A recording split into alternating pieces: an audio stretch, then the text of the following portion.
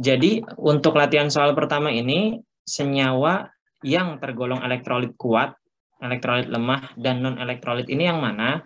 Nah, ini bisa kalian lihat dengan cara apa? Dengan cara melihat apakah dia terionisasi sempurna, ionisasi sempurna,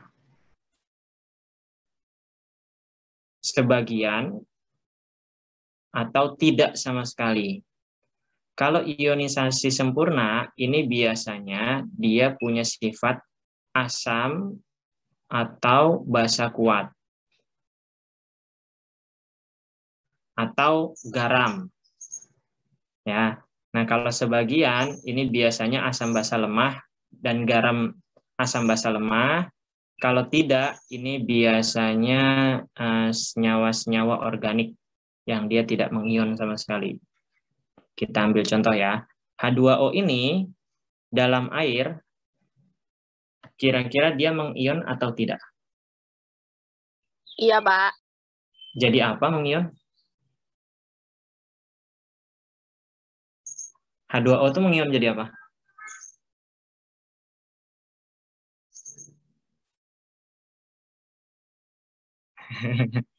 Ayo, ada?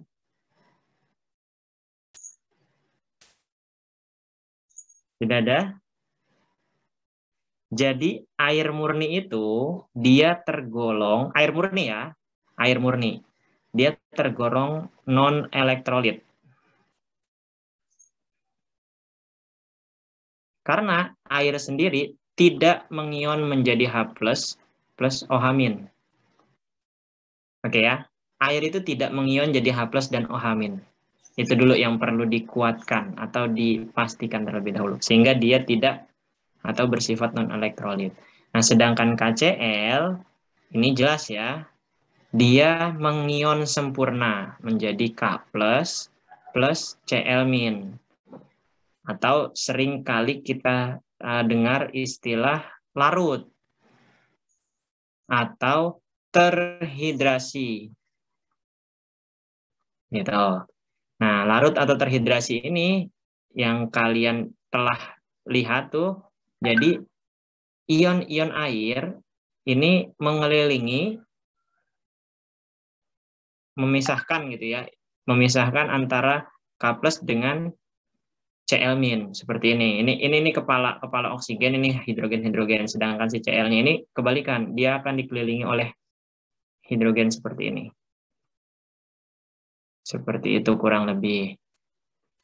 Jadi mengion atau disebut elektrolit kuat, mengion sempurna, itu yang dia terhidrasi atau larut sempurna. HNO3 juga sama, dia larut sempurna jadi H+ plus NO3, jadi dia tergolong sebagai elektrolit.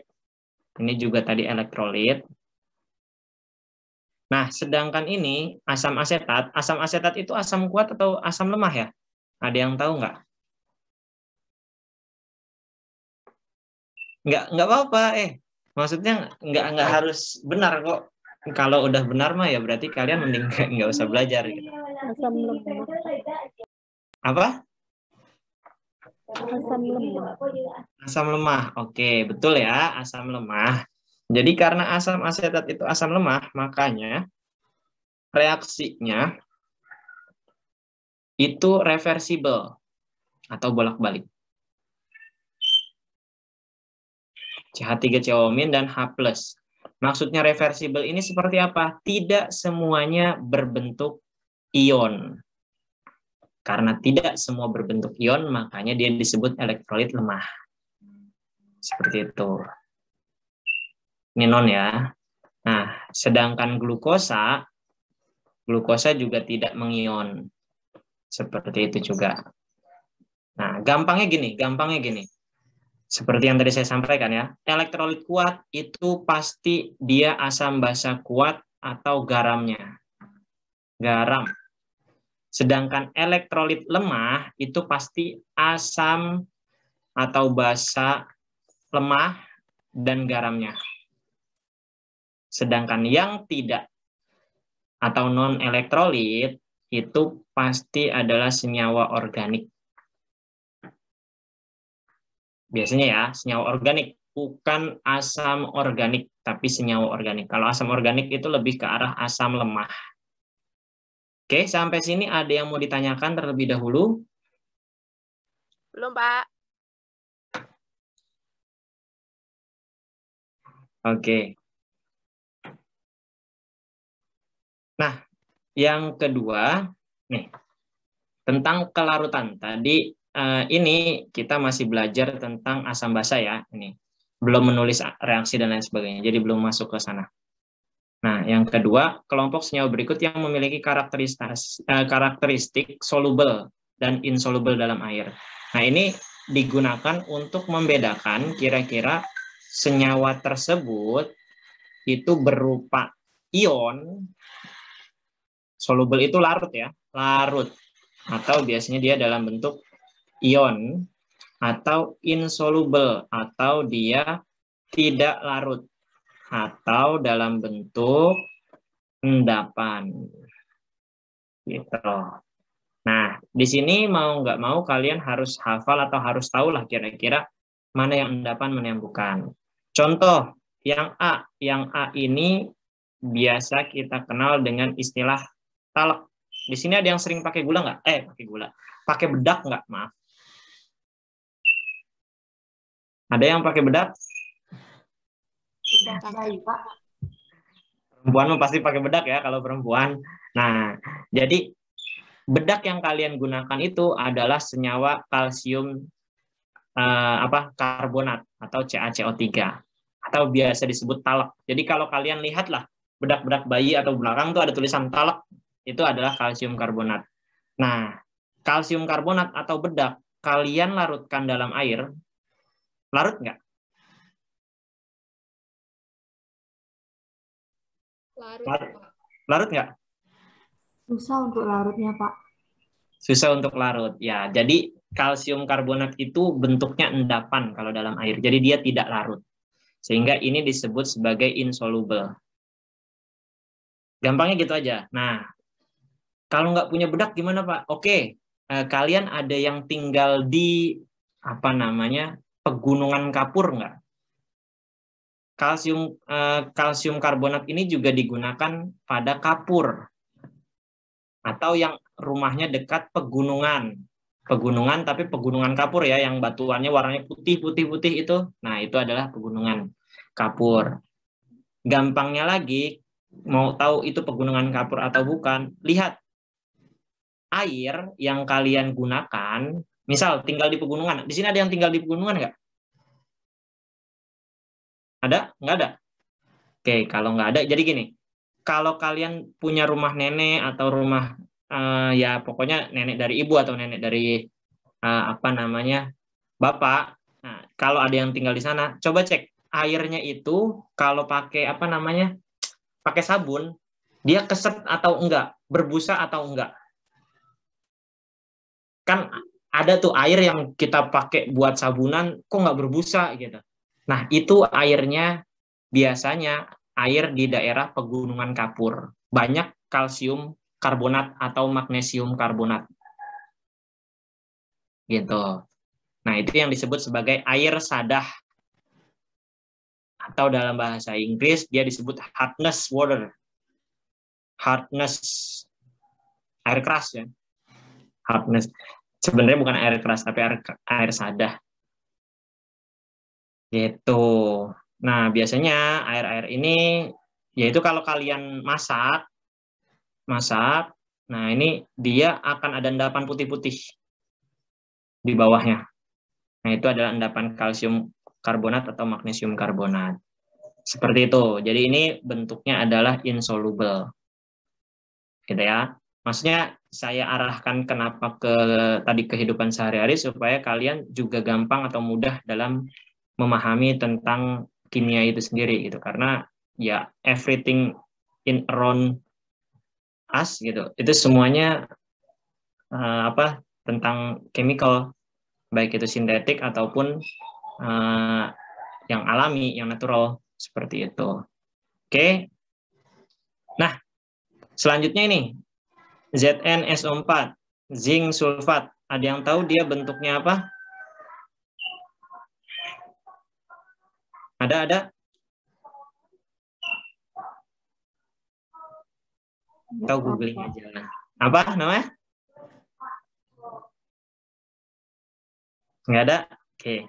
Jadi gini aja deh, biar gampang ya untuk tahu soluble dan insoluble.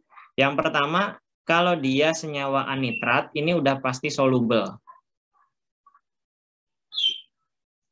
Gitu. Kalau dia asam kuat, basa kuat, ini udah pasti soluble biasanya.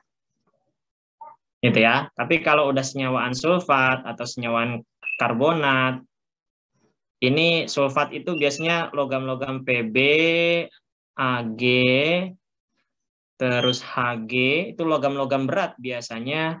Kalau dia kena anion sulfat, ini adalah endapan. Kalau karbonat ini biasanya logam golongan 2A atau alkali tanah. Itu endapan. Seperti itu ya. Ini cara gampangnya. Ini dia bentuk dia larut jadi soluble. Ini juga soluble. Ini tidak larut atau insoluble. Ini soluble. Gitu. Oke ya. Ini sih dihafal lah kalau seperti itulah. Dihafalnya, cara menghafalnya ini aja, teman-teman nih. Jadi senyawaan nitrat itu biasanya nitrat, terus kalau Cl nggak semuanya. Nitrat yang pasti dia soluble. Asam kuat, basa kuat itu udah pasti soluble. Seperti itu. Sampai sini ada yang mau ditanyakan nggak? Ini belum masuk ke inti dan belum masuk ke ini nih. Masih dasar-dasar terkait asam basa dan juga larutan. Jadi belum ada indikator yang kita bahas di sini. Ada yang mau ditanyakan sampai situ? Belum? Oke, kalau belum, nah untuk yang nomor 3A nih, ada yang mau ditanyakan nggak? 3A. Atau ada yang bisa menjelaskan nggak untuk yang 3A? Ada? Persamaan reaksi. Gampang lah persamaan reaksi gini mah. Oke, kalau gitu saya coba jelaskan satu ya. Jadi persamaan reaksi itu dibagi nanti jadi 3 ya. Kalau ada yang molekul, ada yang ion, ada yang lengkap.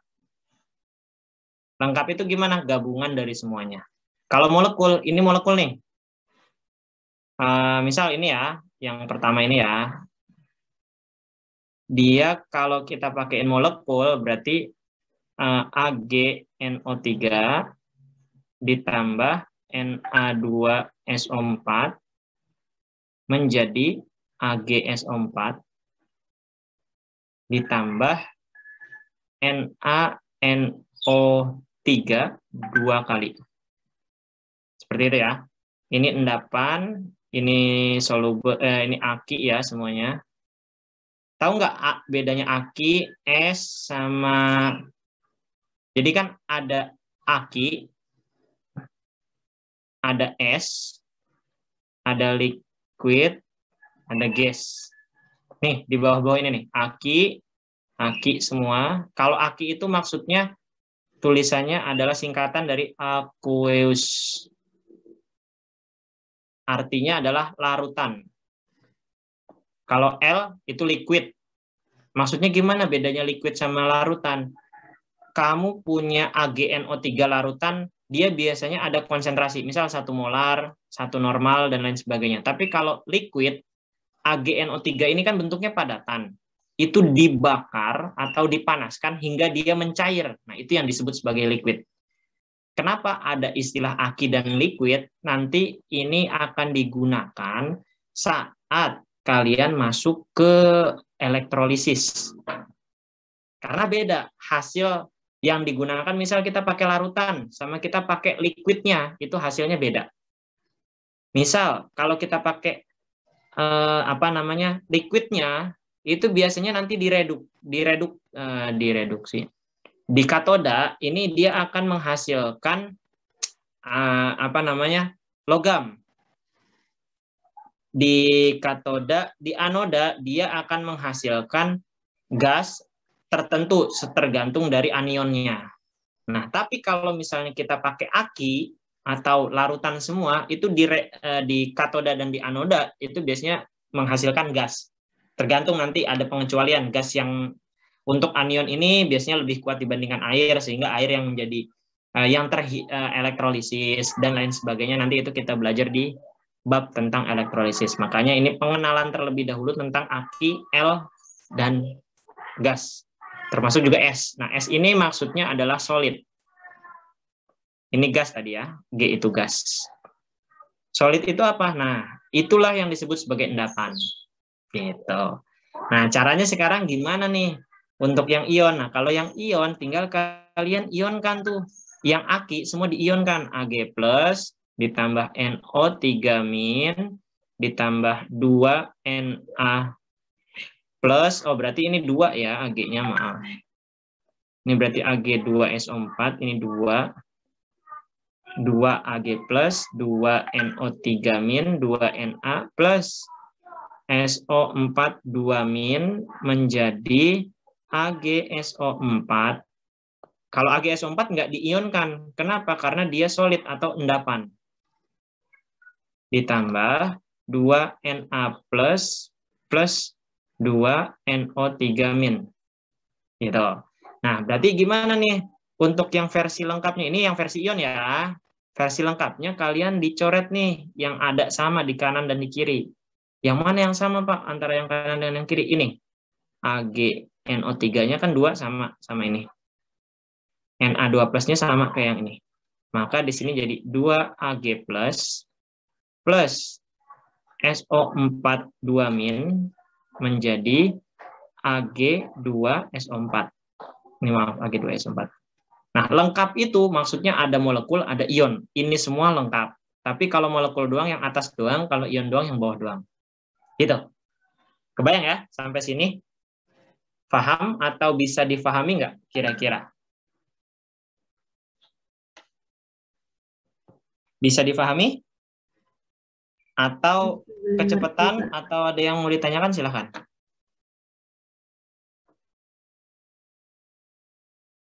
Halo, bisa? Masih belum ngerti, Pak. Oke. Yang masih belum ngerti yang mana nih?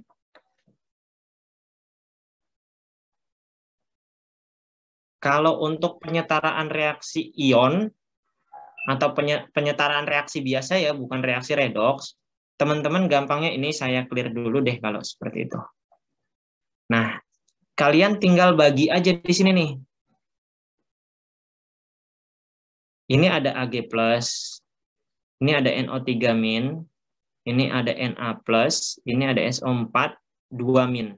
Kenapa 2-? Ini Na-nya 2 Na+. Gampangnya gitu. Nah, kation yang di sebelah kiri atau di senyawa pertama itu akan gabung dengan anion yang sebelah di kanan. Jadi gini. Nah, ini akan gabung sama yang sini. Makanya tadi saya tuliskan untuk reaksi molekulnya kan AgNO3 ditambah Na2SO4 dia menjadi AgSO4 2 kali, Ag2SO4 2 kali ya maksudnya, tambah 2NaNO3. Nah, ini 2 kali.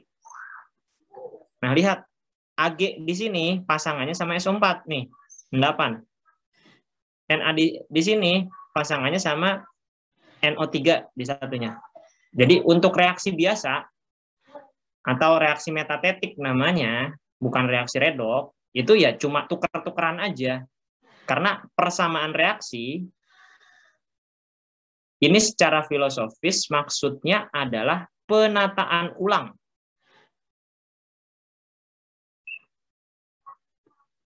Unsur-unsur penyusun. Gitu. Ini secara filosofis ya. Makanya ya nggak mungkin di sini nanti muncul Fe.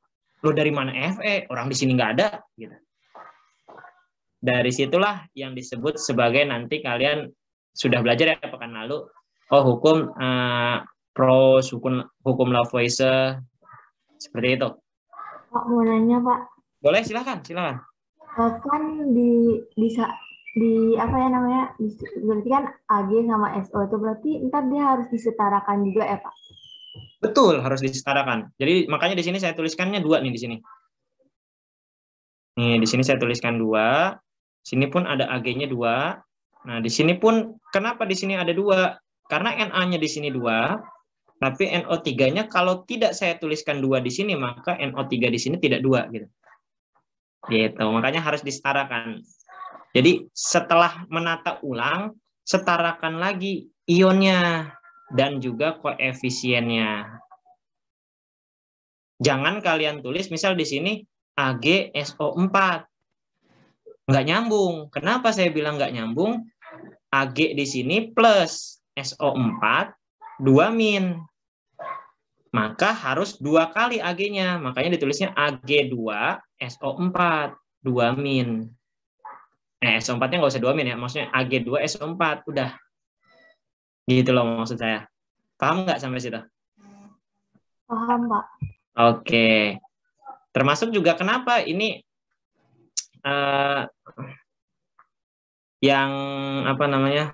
Kok dia nggak? Yang di sini kok langsung NaNO3? Ya karena Na-nya plus, NO3-nya plus minus juga. Maaf, Na plus, NO3-nya minus. Gitu. Nah, kita ambil contoh lagi deh. Sini ada, oke, kalau BaCl2 sama ZnSO4 ini sama-sama si Ba-nya 2 plus, Zn-nya pun 2 plus. Jadi aman. Nah, kalau yang di sini Ca-nya 2 plus, NH4-nya ini adalah plus. Makanya NH4 2 kali CO3. Karena CO3-nya 2 min. Gitu ya. Si Cl-nya juga ini Cl min. Gitu. Oke, paham ya sampai situ?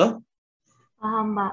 Nah, sudah dari situ baru kalian tadi cocok-cocokan, pasang-pasangkan, baru disetarakanlah koefisiennya. Maksudnya koefisien apa? Nah, ini di kanan Ag-nya ada 2.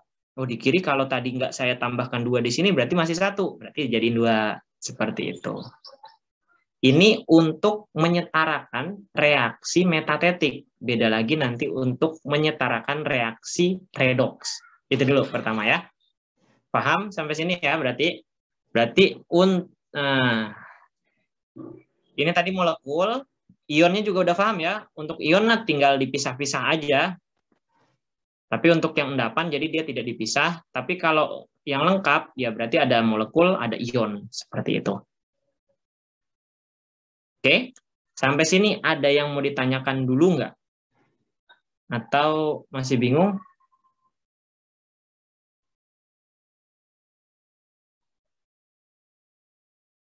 Sudah paham semua?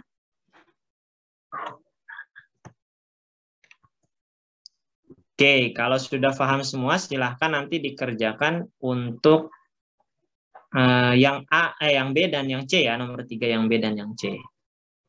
Oke, nah kita lanjut ke soal nomor 4. Berarti untuk yang menuliskan reaksi ion bersih, terus reaksi pengionan dalam larutan, ini sebenarnya sudah tadi, dan menganalisis terbentuknya endapan juga sudah.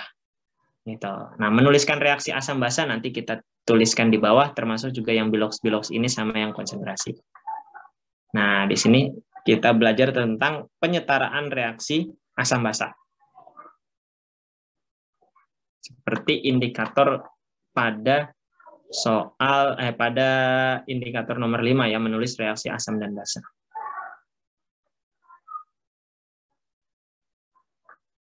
Oke, nomor 4 ini kira-kira mana yang asam, mana yang basa? Nih, nomor 4A, maaf, nomor 4A. Mana yang asam, mana yang basa? Halo? OH basa, Pak. Yang mana? KOH. KOH basa, oke. Berarti CH3COH asam ya? Nah, sekarang lebih dalam lagi pertanyaan saya. Ini udah basa, ini asam. KOH itu basa kuat atau basa lemah? Basa kuat, Pak.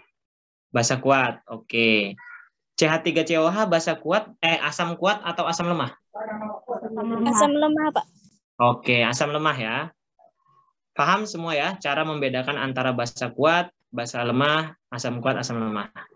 Oke, nah dari situ maka kita bisa menentukan seperti ini. Karena ini nanti terkait dengan ini lebih lanjut lagi ya. Kalau kita nggak bisa menentukan basa kuat, asam lemah ini, nanti kita nggak bisa menghitung. Misal dari reaksi ini kira-kira kalau saya tambahkan 1 mol NaOH 100 mili dan 1 mol asam asetat 50 mili, 150 mili, kira-kira pH akhir larutan itu jadi berapa? Nah, itu yang nanti akan sulit dihitung kalau misalnya kalian tidak paham terkait asam basa yang mana dan lain sebagainya. Oke, nah lanjut.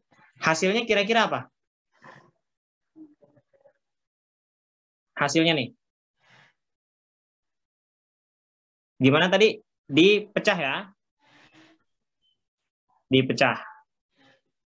Kalau udah tahu ini basa, ini asam. Kalau ini basa, ini asam, maka dipecah. Kalau basa itu pasti ada OH-, kalau asam itu ada H+.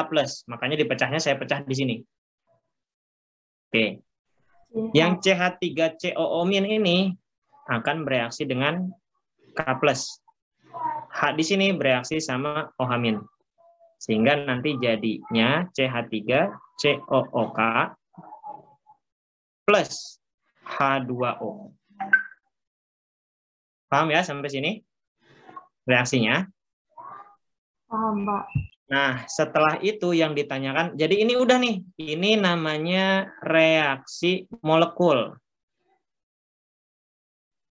Nah, reaksi ionnya gimana? Ya ini tinggal dijadikan ion semua. CH3COO- plus H+, plus K+, plus OH- menjadi CH3COO- plus K+, plus H2O. Jadi H2O itu bukan jadi H plus dan OH- gitu, enggak. Dia tetap akan jadi H2O. Makanya tadi saya bilang dia non-elektrolit, bukan elektrolit. Oh, kalau non-elektrolit kenapa, Pak? Kalau saya misal ada setrum yang kena air, terus saya ada di dalam air, kenapa saya juga bisa ikut ke setrum, Pak? Kira-kira kenapa? Ayo. Ini kan non-elektrolit ya. Tapi saat misal ada setrum, dia kena air, terus di sini ada orang nih, nginjek airnya tersebut yang ada strumnya. Oh, ternyata kesetrum juga. Apa kira-kira? Ayo. Ada yang tahu nggak? Ada yang tahu nggak? Nggak tahu. Oke. Yang disebut non-elektrolit itu adalah air murni. Ini yang harus dipastikan lagi. Nah, air yang kalian minum, yang ada di sumur, yang ada di pam, dan lain sebagainya, itu tidak murni 100% air. Tapi biasanya ada yang namanya zat terlarut. Nah, biasanya zat terlarut itu apa? Yaitu logam. Jadi dia logam inilah yang menghantarkan listrik tadi. Gitu. Paham ya? Nah, ini sedikit intermezzo aja. Oke. Balik lagi, ini tadi reaksi ion ya. Nah, dari reaksi ion ini udah selesai nih reaksi ion sampai situ. Nah, kalau reaksi lengkap tinggal dicoret-coret tadi. Ada K+, oke. K+, CH3COO-, CH3COO-. Berarti di sini ada H+, plus OH- menjadi H2O. Gitu. Jadi reaksi lengkap itu ada reaksi molekul, ada reaksi ion, ada reaksi total semuanya. Paham sampai sini? Ada yang mau ditanyakan? Cukup?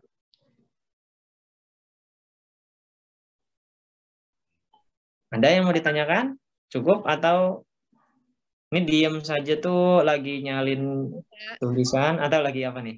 Silakan. Cukup, Pak. Maaf ya, maksudnya saya sering nanya atau apa karena ya saya takut aja ditinggal sendirian sama kalian. Jadi saya ngobrol sendiri dong. Kayak gitu. Jadi saya ngomong sendiri ya. Mending saya kirim rekaman aja ke kalian kalau seperti itu. Oke. Kalau tidak ada lagi berarti untuk yang B dan C bisa kalian coba di rumah masing-masing. Nanti boleh hasilnya dikirimkan ke saya ataupun ya dikirimkan di grup juga nggak apa-apa sih Pak. Misal Pak, saya udah ngerjain yang ini Pak, kira-kira benar atau salah gitu. Sekalian juga sharing ke teman-teman yang lain. Jadi kita bisa tambah wawasan dengan sharing itu tadi. Nggak usah takut kalau salah dan nggak usah takut kalau benar. Gitu. Karena ya kalau salah namanya juga masih belajar, ya kalau benar ya berarti alhamdulillah kalian sudah mengerti. Oke. Nah, lanjut. Ini ada penggolongan tentang senyawa yang termasuk dalam asam basa kuat dan lemah. Ini teman-teman tadi sudah hafal, sudah bisa. Jadi bisa dikerjakan sendiri atau enggak? Bisa? Kuncinya gini. Asam lemah ini biasanya asam organik. Asam kuat itu asam anorganik. Itu pertama terkait asam dan basa. Asam dulu. Nah, terus kalau misalnya basa kuat ini biasanya basa yang terdiri dari logam golongan 1A dan 2A. Misal apa? KOH, NaOH, itu yang 1A. Yang 2A itu CaOH 2 kali, dan lain sebagainya. Nah, kalau basa lemah apa? Basa lemah ini biasanya adalah logam transisi. Contoh, FeOH 2 kali, FeOH 3 kali, dan seterusnya. Paham ya sampai situ? Sehingga kalian bisa kelompokkan ini basa, sisanya semua asam. Maaf, ini ada basa lagi, satu lagi, maaf. Ini ada basa juga. Jadi yang basa lemah itu cuma satu ini aja, sisanya basa kuat. Gitu ya. Ini asam kuat, asam lemah, asam kuat, asam kuat. Ini kan HCOH, itu kan masuk ke asam organik. Sedangkan ini semua kan asam anorganik semua. Paham ya sampai situ? Ada yang mau ditanyakan terlebih dahulu nggak? Pak, mau nanya. Ya, silahkan. Siapa nih? Kalau misalkan kan kita udah ngerjain tuh, terus kita mau ngirim di grup gitu kan ya Pak, mau nanya, mau diskusi ke bapaknya. Itu ada waktu-waktu tertentu atau maksudnya batasan waktunya atau gimana Pak? Kalau buat saya sih bebas. Grup itu bukan berarti ya terlalu formal apa dan lain sebagainya. Kalau menurut saya ya, kalau buat saya pribadi, ini jangan disamakan dengan dosen yang lain. Kalau buat saya pribadi sih bebas, karena ilmu itu nggak bisa dibatasi dengan waktu. Kalau kalian misal moodnya sekarang atau moodnya malam-malam, tengah malam, ya silahkan share aja jam segitu. Cuma saya akan membalasnya atau menanggapinya nanti saat waktu tertentu gitu maksudnya. Jadi saya mohon izin, nggak bisa kalian nge-share terus tiba-tiba langsung saya balas gitu. Nah, kalau langsung saya balas ya berarti saya sedang bisa membalas cepat. Tapi kalau misalnya enggak ya berarti mohon maaf. Seperti itu. Begitu juga teman-teman lainnya. Mau menanggapi, mau diskusi, silahkan. Bebas kalau saya. Mau membahas, ini kan grup tentang tutor kimia Pak. Kita nggak boleh bahas yang lain. Kalau saya sih fine-fine aja, mau bahas tentang apa, kayak apa, dan lain sebagainya. Kayak kalian mau nanya, Pak, saya mau punya tulisan kayak gini, mau diskusi terkait LKTI dan lain sebagainya, silahkan.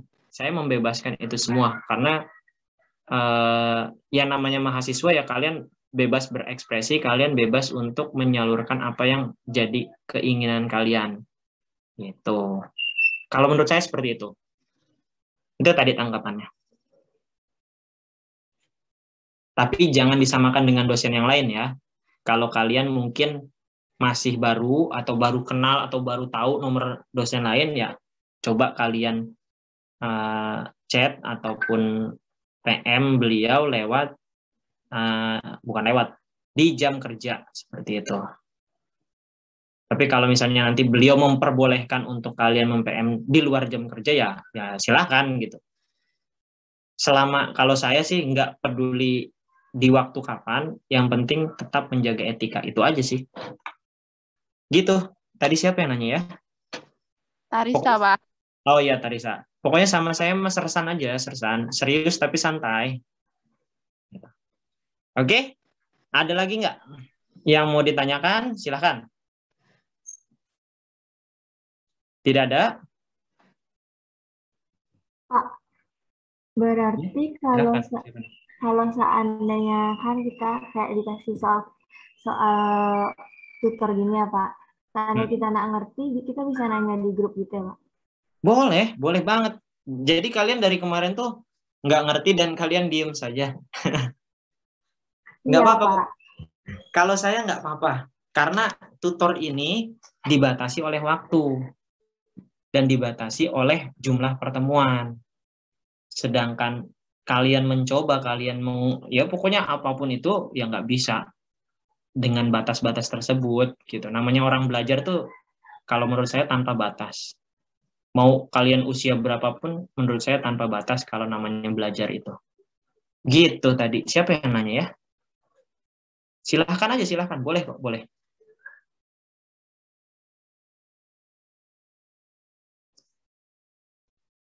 Oke, ada lagi? Nggak ada, Pak. Oke. Kalau ini asam basa dan amfoter serta lainnya, ini untuk yang asam basa Bronsted ya. Ini silahkan kalian coba baca-baca, nanti kita diskusi di grup. Karena ini waktunya udah 16.18, jadi kan tinggal 15 menit lagi, sedangkan masih ada tentang redoks, bilangan oksidasi, dan juga tentang konsentrasi larutan. Makanya ini saya coba lewat, karena ini bisa lah sebenarnya kalian belajar sendiri, nanti kita share di grup, kita diskusi di grup. Oke. Nah, maksudnya saya mau bahas ini nih, bahas terkait bilangan oksidasi ini, karena agak berat sebenarnya nanti untuk memahami ini.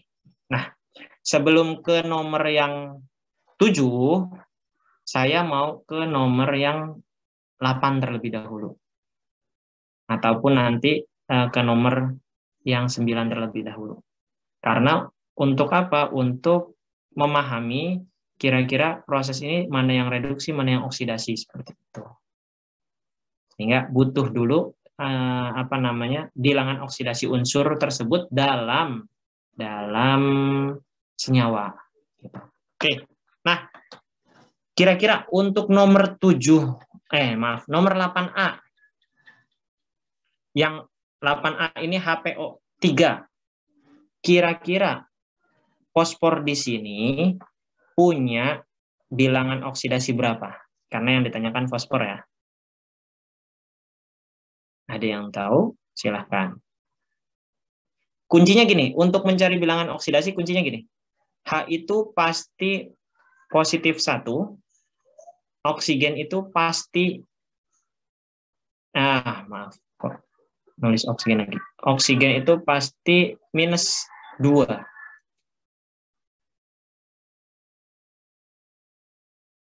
Gitu. Ini akan terjadi pengecualian jika dalam senyawa namanya senyawa peroksida. Tapi kemungkinan besar kalian tidak akan sampai situ.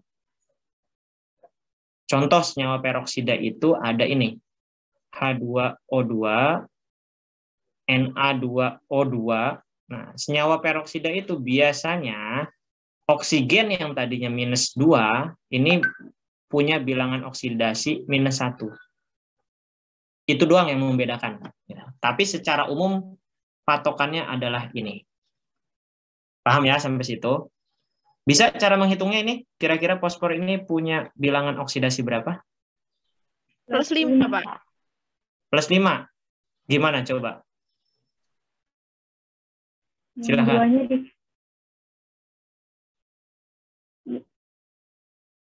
Siapa tadi yang Iya. bilang?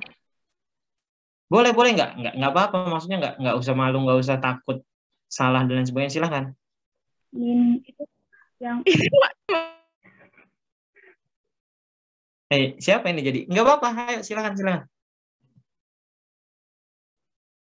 Kamu dulu.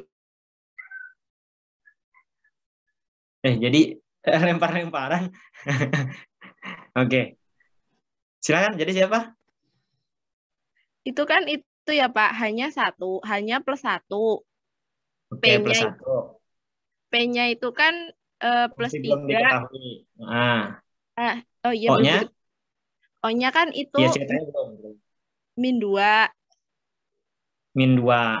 Berarti karena ada 3, maka dikali 3 ya. Iya. Jadi total ini semua adalah harus 0. Mm-mm. Ya, terus lanjut. Jadinya kan 3 dikali minus 2 minus 6.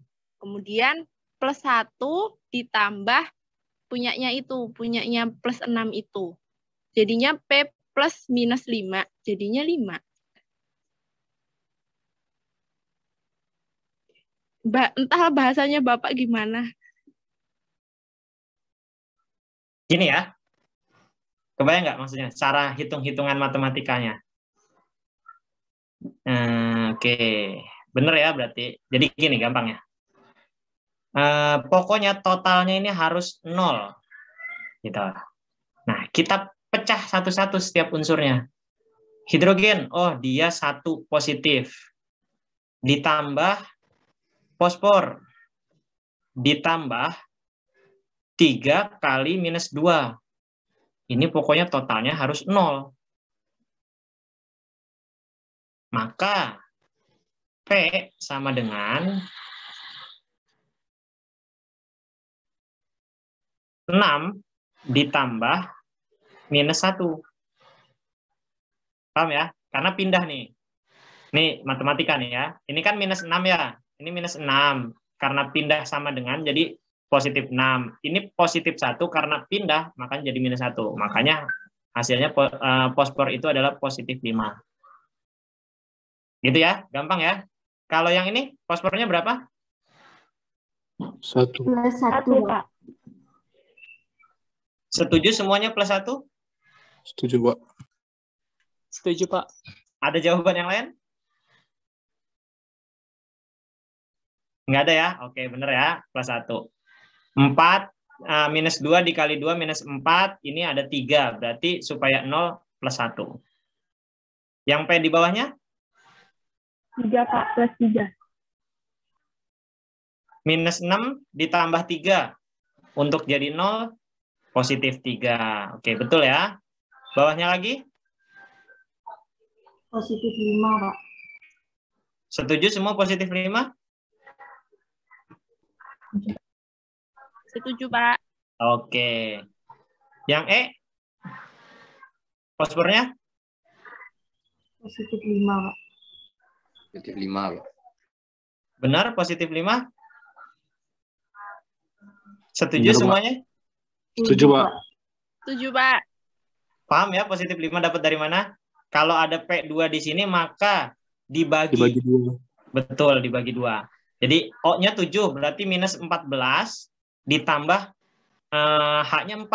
4, berarti kan minus 10. Ini dibagi 2, jadi minus 5. Makanya P-nya itu harus positif 5. Untuk menghasilkan ininya 0. Kalau yang di bawah, yang F? Plus H5. 5, Pak. Negatif 5. Plus 5, Pak. Oke, paham semua ya? Kalau nih ada 2 lagi deh, saya coba. K2CR2O7 sama KMNO4. Mn dan CR-nya di sini berapa? CR-nya dulu deh. CR di sini berapa? Bilangan oksidasinya. Berapa? Positif 6, Pak. Betul ya, positif 6. Mn di sini?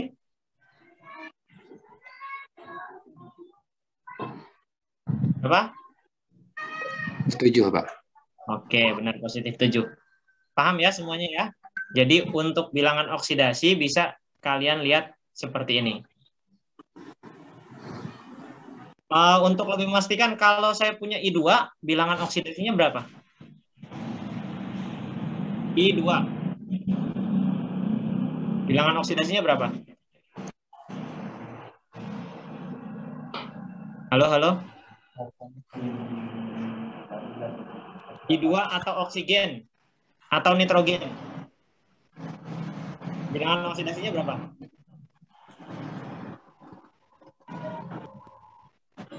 Halo, halo? Ada? 0, Pak. 0, Pak. Ya, betul ya. Bilangan oksidasinya 0, betul. Jadi hati-hati terkecoh dengan yang diatomik seperti itu. Oke, sebelum diakhiri ini ada satu lagi, mungkin penyetaraan reaksi redoks ini ya, biar teman-teman sekalian paham juga. Untuk penyetaraan reaksi redoks, punten ini sih. Ridwan saya mute dulu ya, maaf. Oke, nah untuk reaksi redoks penyetaraannya, jadi kan ini ada Fe, ada oksigen, ada Fe2O3. Fe di sini muatannya berapa? Bilangan oksidasinya berapa? Fe di sebelah kiri. Halo, halo? 4, Fe di Pak. sebelah kiri berapa? 4. Setuju 4. semuanya 4?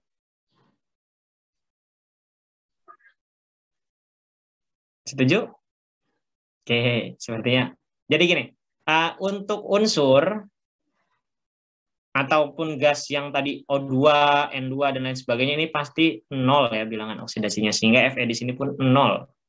Oksigen di sini 0.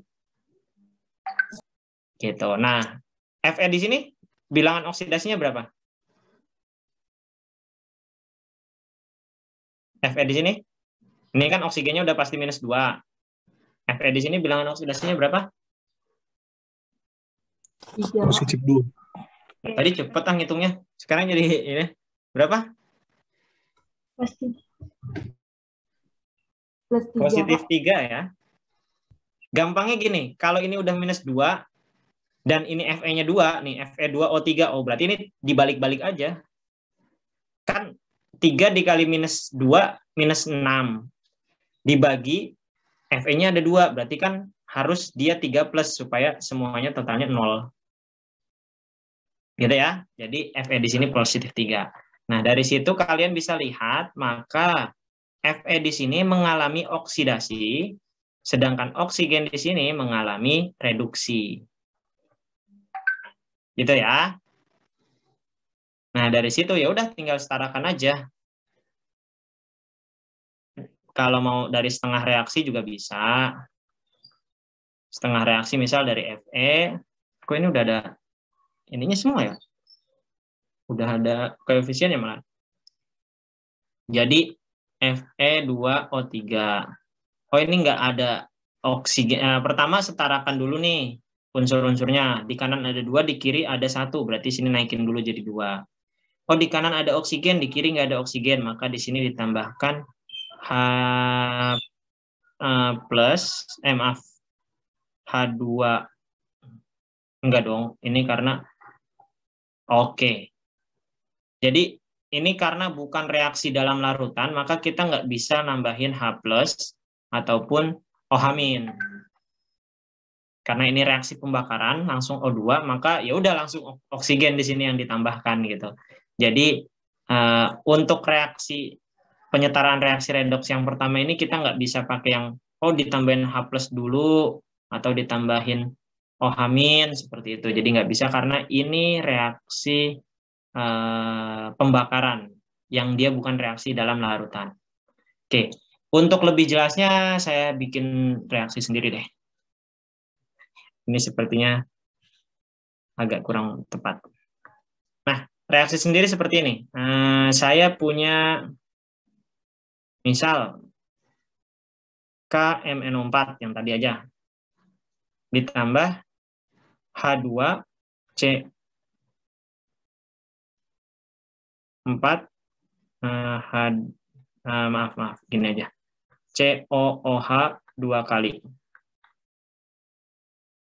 menjadi MnSO4. Jangan MnSO4 ya, karena belum ada SO4-nya, kalian nanti malah lebih bingung.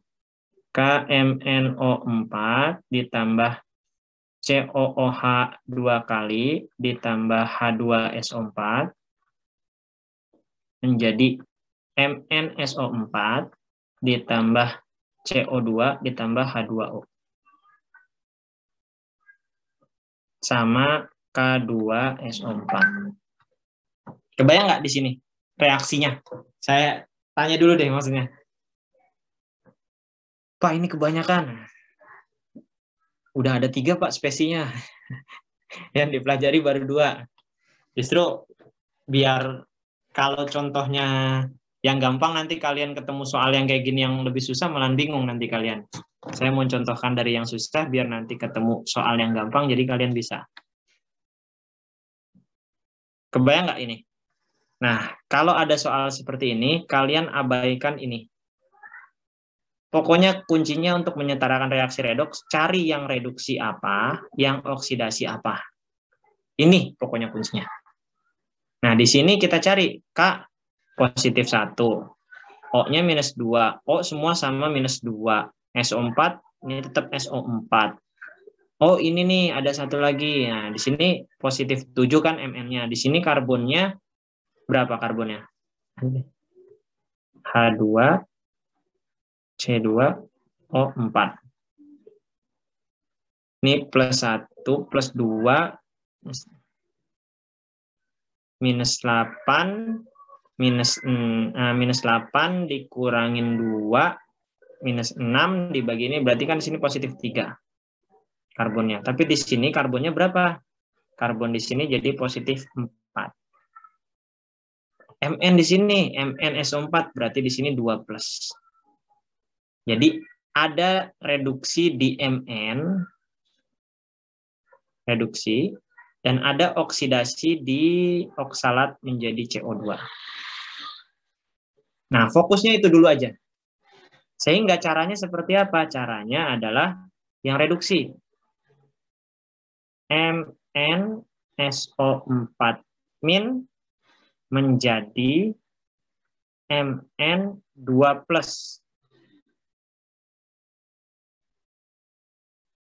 Terus di bawah, ini dulu kita selesaikan. Mn-nya 1, oke 1, SO4-nya di sini. Di sini nggak ada O-nya. Oke, pasti kalian nanti akan bingung juga SO4-nya gimana Pak, dan lain sebagainya gitu. Oke. Jadi di sini kan mending gini aja ya kalau gitu. Langsung aja MnSO4. Nah, kalau udah kayak gini, yang pertama kali kalian biar nggak ini ya, biar jangan gitu deh. Nanti malahan kalian juga makin bingung ya. Berarti ini jangan jadi MnSO4, tapi saya mau jadikannya dia ini aja. Bisa nggak sih? Oke. Nah, di sini jadi MnO2. Di sini kalau MnO2 kan di sini 4+ ya, masih terjadi reduksi. Maka MnO4- menjadi, kok tadi oh ya biarinlah, MnO2 atau Mn4+. Nah, dari situ oksigennya kan di sini Mn-nya udah sama. Tadi saya salah berarti nulisnya. Ya, Mn-nya di sini sama, MnO4-, sini MnO2. Mn di kiri 1, Mn di kanan 1. Jadi pertama setarakan unsur masing-masing di kiri dan kanan. Yang kedua setarakan OH dan setarakan oksigen dan juga hidrogen dengan cara menambahkan H2O atau H+. Nah, ini kan udah setara ya Mn-nya, tapi O-nya belum setara. Di sini O-nya ada 4, di kanan O-nya ada 2, maka di sini ditambahkan H2O. Biar sama, maka di sini ada 2H2O. Nah, berarti kalau kayak gitu H-nya di sini ada 4, di kiri nggak ada, berarti di sini tambah 4H+. Nah, yang membedakan nanti dia kalau suasana asam ataupun netral ataupun basa, yaitu di sini. Kalau dalam suasana asam, maka ditambahkan H2O dan juga H+. Tapi kalau di dalam suasana basa, maka di sini yang ditambahkan adalah OH-. Nah, yang di sini adalah H2O. Gitu, nanti yang membedakan di situ. Sehingga H2SO4 di sini nih, di reaksi ini hanya pengkondisian asam H+ ini nanti yang dijadikan H2SO4. Kayak gitu. Oke, lanjut ya. Ini ceritanya dalam kondisi asam karena ada H2SO4 itu tadi.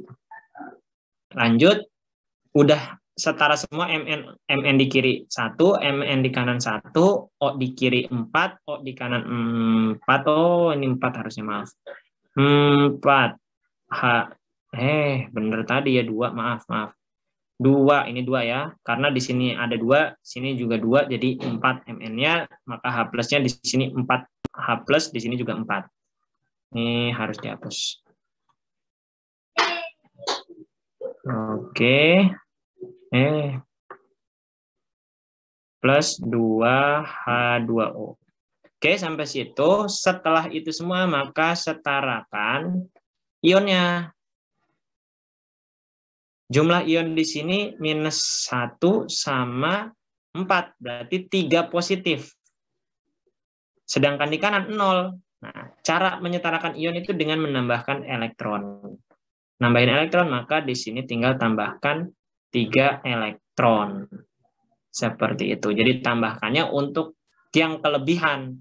Jangan di sini yang ditambahkan elektron. Kalau di sini yang ditambahkan elektron udah pasti makin nggak setara nanti. Karena di sini udah makin plus, di sini makin minus. Seperti itu. Nah, untuk yang oksidasinya tinggal kita mainkan tadi sama CO2 plus. Nah, CO2 di sini kan C-nya 1, O-nya 2, H-nya di sini. Oh, berarti di sini kita tambahkan H2O. Maaf, jangan H2O, mending H+. Seperti itu. Kalau di sini ditambahkan H+, maka sudah sama semua kan? O-nya 2, C-nya 1, H-nya 1. Setelah itu maka tinggal disamakan ionnya saja, yaitu E-. Nah, kalau udah E-, ini karena ada elektron di sini 3, di sini 1, maka yang bawah ini tinggal dikali 3. Ini 3, ini 3, ini 3, ini 3. Yang atas tetap biarin 1. Gitu. Sehingga nanti bisa dicoret nih 3 elektron, 3 elektron. 3H+ bisa dicoret dengan 4H+, jadi H+ saja di sini. Semua sisanya sama. Jadi ini tinggal diturunkan ke bawah, maka kita dapat MnO4-nya 1, berarti KMnO4 1. COH-nya 3, oh berarti sini 3. H2SO4-nya 1, berarti sini setengah. Nanti tinggal dikali 2 ya kalau misalnya setengah kayak gitu. MnO2-nya 1, oke 1, H2O-nya 2, CO2-nya jadi 3. Seperti itu cara menyetarakan reaksi untuk bilangan untuk reaksi redox. Kebayang nggak sampai sini? Atau terlalu banyak tulisan yang bikin kalian bingung? Kebayang atau bingung? Lumayan, Pak. Oke. Jadi gitu. Intinya adalah setarakan dulu atau bagi aja dulu yang reduksi mana, yang oksidasi mana, yang tidak masuk ke dalam itu semua ya udah diabaikan dulu aja. Kalau misalnya tadi ada yang lebih. Tuh, jadi ini nanti sisanya bisa kalian kerjakan. Oke, paham ya? Jadi kalau ada yang kayak gini mah ini tinggal kalian pingpong aja. Fe-nya sini 4, sini oksigennya 3, 6 ya udah tinggal dikali 2 kan kalau misalnya Fe2O3 gitu. Jadi lebih gampang kalau misalnya yang seperti ini, nggak perlu kita ngitung-ngitung lagi redoxnya. Jadi metatetik biasa bisa. Oke?